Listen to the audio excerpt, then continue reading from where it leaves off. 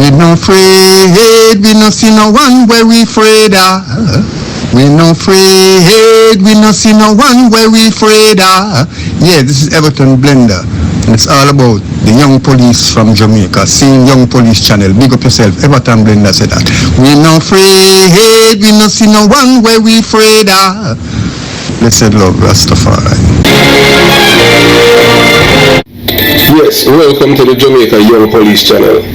To all loyal viewers and subscribers, at the channel we are a group of law-abiding citizens who believe in the rule of law and respect the rights of every citizen, but not the ones who do not subscribe to such behavior. We do believe in and support preemptive strikes because it saves lives. That is a logical conclusion because preemptive strikes save lives and prevent the further loss of lives. We are all about saving lives on this channel. We at this channel aid criminals, their financiers, their supporters, enablers, and the likes with a passion, and we do not want them over here. Yes, let us repeat ourselves. We do not want any criminal supporters over here. Please, we do not want your views, your subscriptions, your likes, or your comments. Please go elsewhere where the red carpet is waiting for you. Over here, we want you, the criminal supporters, enablers, financiers, and all the likes, to go to prison or madness. Let's repeat myself. We are the Jamaica Young Police Channel. We do not want the criminal supporters and their circle over here. We want you to go to prison or madness. Moving on to our video. Yes, those of you, remember about the Eventide killing, where 157, elderly person, they were burnt to death. Yeah, man, and as we told you before, it wasn't done by any labor rights, as the PNP has been telling you people for decades. I was born and raised in Jonestown and Concrete Jungle. So, as I said before, if fish come from and down at the bottom of the canal and tell you that child, believe fish. So, I told you guys here at the Jamaica Young Police Channel, the people who are responsible for that massacre. But you know that majority of the police force itself, even back then and now, they are mostly PNP, LGBTQ plus criminal organization supporters, activists, and voters. These people do not care about the rule of law. All they care about, it's what's in it for me. Anything that they can get financially, so they will look the other way. So now, one of the men who are involved in the death of these people is dead now. His name is Vincent Morrison. They call him Spurline. Yes, Spurline and my mother, they are schoolmates, and they used to live in the same community at Jonestown and all of these things. Yes, Spurline was a ruthless gunman. And he was also a rapist too. Yes, he was arrested and charged by Detective Piggy Williams for carnal abuse. Whether or not you want to believe it, because once you have sex with a child under the age of 16, that is rape. And this is a man who was convicted and he went to prison, but he was able to migrate to America and become an American citizen. Since he left Jamaica in 1988, he hasn't been back because he has done so many wrongs to people back there, hurt them as a criminal. So he did not venture back into Jamaica, so he stayed in America where he died. Later we'll let you hear some things about him. So another chapter in the Eventide massacre is closed, so he's dead. So one of the most horrifying massacres in Jamaica's history was the brutal killing of over 157 women. An atrocity committed by men from my own community of Jonestown and Concrete Jungle, Kingston 12. This massacre stands as a stark reminder of the depth of human cruelty and the devastating consequences of unchecked violence. For decades, a deliberate and strategic narrative has been propagated by the PNP LGBTQ plus criminal organization, falsely attributing these heinous crimes to labor rights. This information was designed to obscure the truth and manipulate public perceptions for political gain. However, the veil of deception began to lift when I, Chris Porter, made it my mission to expose the truth. Through meticulous research and a commitment to honesty, not only research, but based on what I have known growing up in my community, all of these things were true. It wasn't done by the labor rights. It was done by the PMP, LGBTQ plus criminal organization gunmen in my community. And I reveal the identities and the origins of the perpetrators, shining a light on the long buried atrocities committed by men from Jonestown and Concrete Jungle, Kingston 12. So my revelation were further substantiated by none other than Dwayne Douglas. Yeah, the son of one of the killers that are Lenky Rye's son. In a courageous and historic moment, Dwayne appeared on this very program to confirm the truth of my account. His testimony was a powerful affirmation, corroborating every detail of the narrative I presented to the world.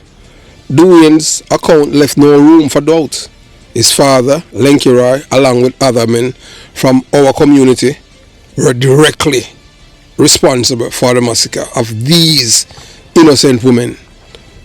It was an act born out of complex interplay of power, politics, and a culture of violence that plagued our neighborhoods. This massacre was not an isolated event, but rather a reflection of a systemic issue and a moral decay that have long afflicted Kingston 12. That I wish for the birth of the... That's when I tell you, say I'm from the belly of the beast, that is where criminality, the baby born. Jonestown, fed them up, Borough Boy. Don't make nobody tell you nothing. Spanish Town and all of these places, these are places that come after. And I PMP faster that baby over there too. PJ Patterson, I tell you that. PJ Patterson. Yeah man, under his leadership. Him give Jamaica the Klansman gang. You understand? So the massacre wasn't isolated. It's not an isolated event at all. You understand? So now as we continue this journey of truth and accountability, it's time to delve deeper into the lives of those involved. Today we will uncover the story of one of the killers, examine the circumstances that led him to commit such unfathomable crime and acts, and the impact it had on his family, his community, and the collective conscience of our nation. By understanding the individuals behind this massacre, we hope to confront the darkness of our past and pave the way for a future rooted in truth, justice, and reconciliation. So as we continue the journey, yeah man, so when I meant now, him dead, you know. Yeah man, Spurline is dead. People feel sometimes them wicked, them all live forever, you know. Not because she was Spurline and my mother are a friend and them group together. And I don't subscribe to, I know at the time, the things that they were doing. We know say at times, especially when you live in the ghetto, sometimes you have to do some unorthodox things to survive. But I don't believe in a you if you just kill somebody unless it's self-defense. If somebody try to kill you, that is totally different, you know. But for people, when them glorify you, but say you're a killer, I mean none of that. Because, you know, I am a person who's a law-abiding citizen. I do not like criminals, period. I don't believe in anyone. Yeah, man, I don't believe in no one supposed to, anyone talk about some boy, them a killer and them this and people are laud and revere them because they murder people. No, I mean none of that. Anybody supposed to be get laud and revere, police or people in the military who send criminals to the departure lounge. That's how it is, yeah. I have no problem with that. So Michael Manley's Shadow Army, the militarization of young men and its deadly legacy. This and Michael Manley show line. So that's why Michael Manley, when you could have ball to the, when you could have bex on the bus. That's why Michael Manley suffer. Michael Manley, Tony Spurline. Even right now, Poster Simpson, you know, that's why she has suffered before them. That when you're wicked, you know, or evil, you have your payday coming. Poster Simpson come like a phantom right now, you know, like a vampire, you know. Them have to, which part she living in, them have to board it up, you know, she can't see the light and all of them things there. She literally crazy, coca loca. And that's happened when you're wicked. So in the turbulent political climate of the 1970s, Jamaica then Prime Minister Michael Manley of the People's National Party made a controversial and consequential decision to send young men from his party strongholds to Cuba.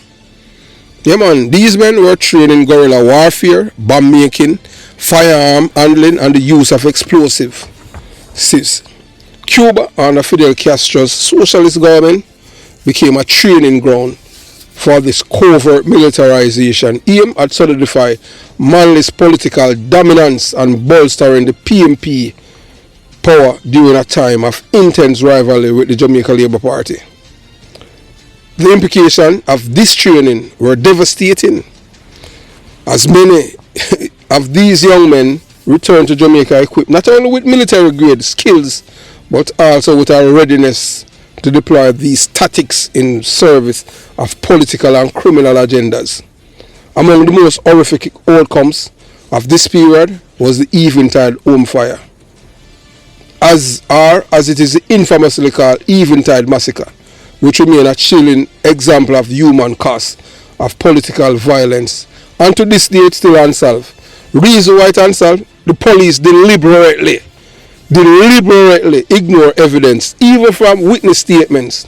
That's how your police force has been corrupted by Michael Manley and the PMP LGBTQ plus criminal organization. Yes, when this massacre happened, corrupt police. So on the night of May 20th, 1980, whether or not you want to believe it, it's the PMP, they are the one that start the corruption of the police force, But guess what? You say if you are not corrupted, nobody can corrupt you, and when you could have vexed to the bus, most of the police that were serving in the Kingston metropolitan area, they're from rural Jamaica, and they are the one who were real corruptors, not the people who are from not Kingstonian. You have a guy who come from Jonestown when he Kirk White, he used to bodyguard Dudley Thompson, and guess what? Say him are the only one out of as a PMP police will leave the police force as a sergeant. They might put him back in a uniform, revert him, put him back in a uniform. Kirk a bad police in a jungle him come from. Jonestown concrete jungle, bad police. Yeah, Kirk and the flowers, Even when Kirk a smiling, him ugly, I tell you, yeah man, you mean? Bad police still doing it. Yeah man, I remember one time in the 70s, them time me a youth and them thing there.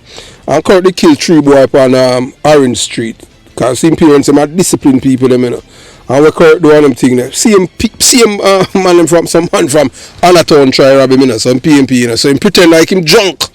You understand? The boy them rob people all the while, and Kirk pretend like him drunk. And him decide say boy the Friday night them a go rob him, and him lit down the 3 of them. But Kirk not get nothing out of Paul. Them not get nothing. Them treat him. Them and they are more PMP still doing But here is for Kirk problem why him the PMP ostracize him and them deal him up. Him not get nothing from them. At the time, yeah. Well, we just go right back to the Eventide. You have 2 police on him. Barrington, Hamilton, and Big Youth. Them used to they were the men who were issuing guns in my community. And Dudley Thompson and Tony Spurline and Michael Manley, them wanted Kirk because him come from a community, for issue a gun in a Jonestown. And him said no, him tell them, Kirk tell him say me can't go do that. Because me a police and him tell me come from born and grow in a community, me can't go back to the same place. And say me not like gunman. And if I give you them gun in my own community, then me can't go talk to them about gun. And I saw that's why them ostracized him right up to the day when him not get nothing. Yeah man, him left as Sergeant Kirk White. Anybody who know Kirk White could have know what I talk about. So I just saw it go on them thing there. So once you come from Jonestown, concrete jungle and them thing now, you now ride with the PMP with them criminality. Because they have been the longest ruling party in Jamaica who control Jamaica and mash it up. Destroy the people in mind and turn them in a and cause the youth them for gravitate towards criminality. So once you now support them on that, you're not going to read foreign police force. We don't know what is happening now under this government. We can't, because we are not a part of the system anymore. You understand? But we're still in touch with people. So moving on.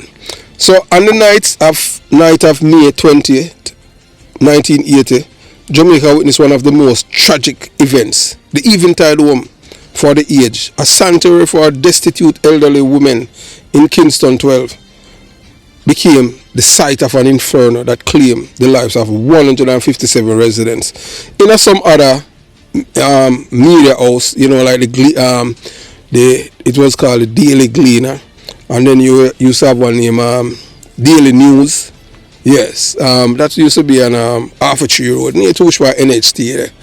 And you understand, it's became bankrupt, and I saw it going in Jamaica. And once I speak the truth, and them thing, the people now gravitate to it.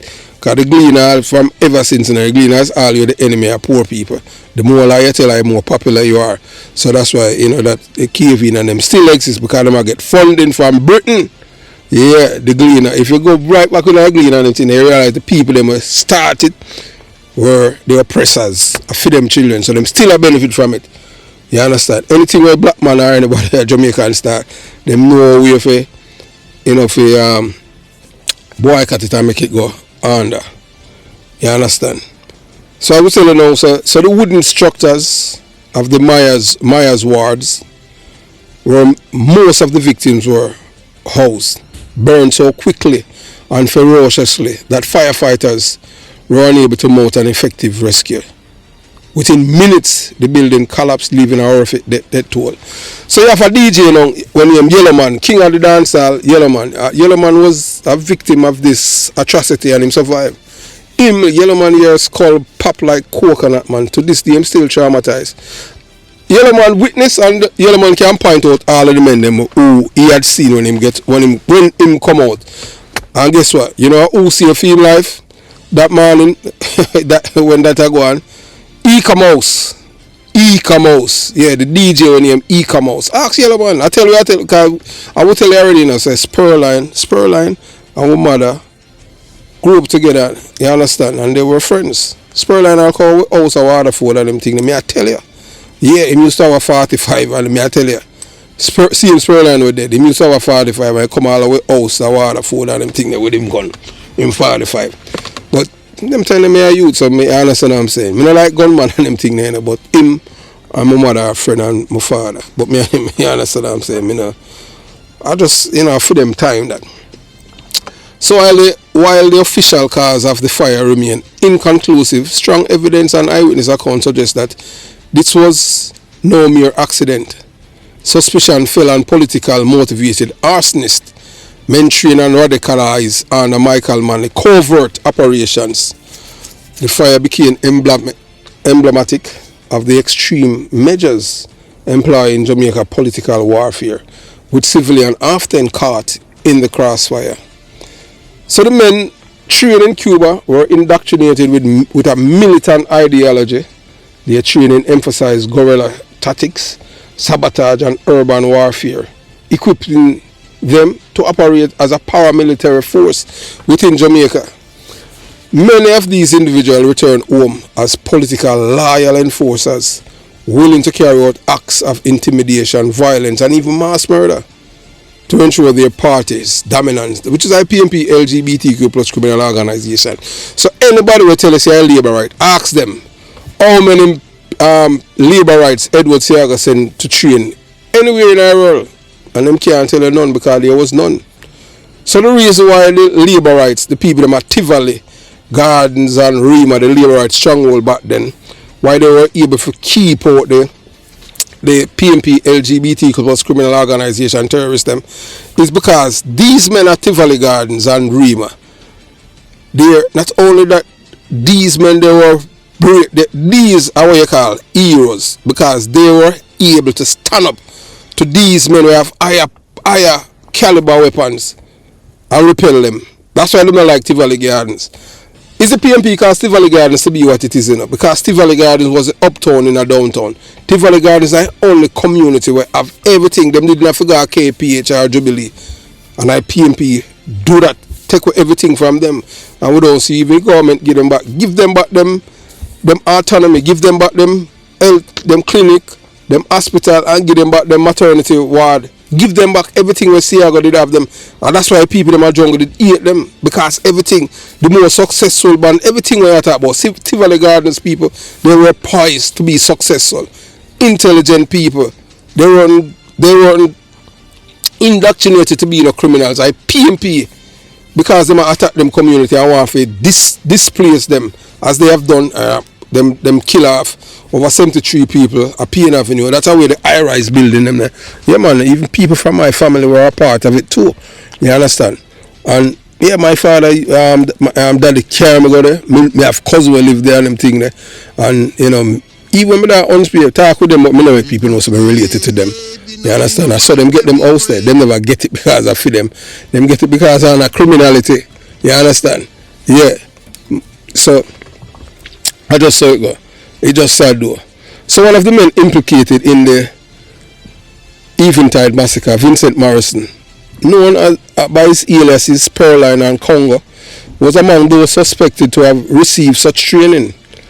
Morrison's alleged involvement highlight the direct link between these Cuban trained operatives and the atrocities committed during this era. His recent death in Connecticut does not absolve him of the lingering question about his role in one of Jamaica's darkest nights. So the biggest massacre we're committing in Jamaica, PNP do it.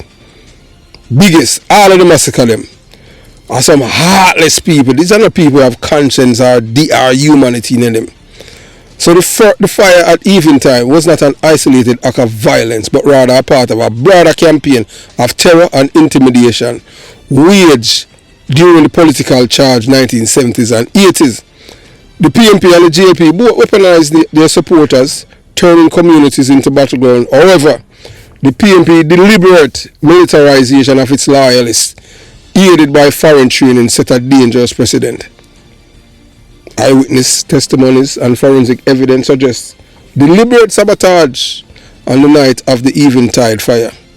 Telephone lines to the building were severed, cutting off any cause for help, while the rapid spread of the fire point to a use of accelerants.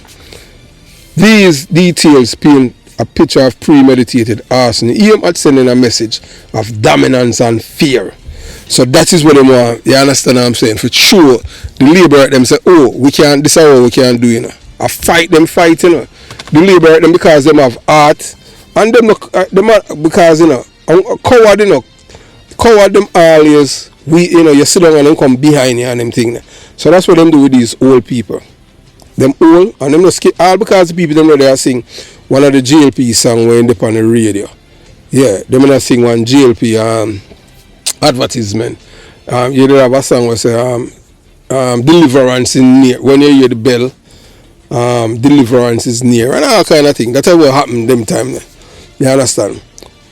So the victims of Eventide home fire were among Jamaica's most vulnerable, elderly women who depend on the state for their care.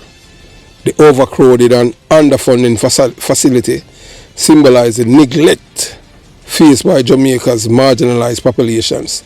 When the fire broke out, these women were trapped, unable to escape the flames that consumed their only refuge. So what happened, you know, is that these same men, yeah man, Spurline and all of them, Lenky Rai, George Pang, Natty Chris, all men from East, you know. All of them did out there with them M16, you know. That's anyone I escape them and I kill them. So you understand? Yellow Man, that's why when me E-Commerce save Yellow Man. Ask Yellow Man, the artist.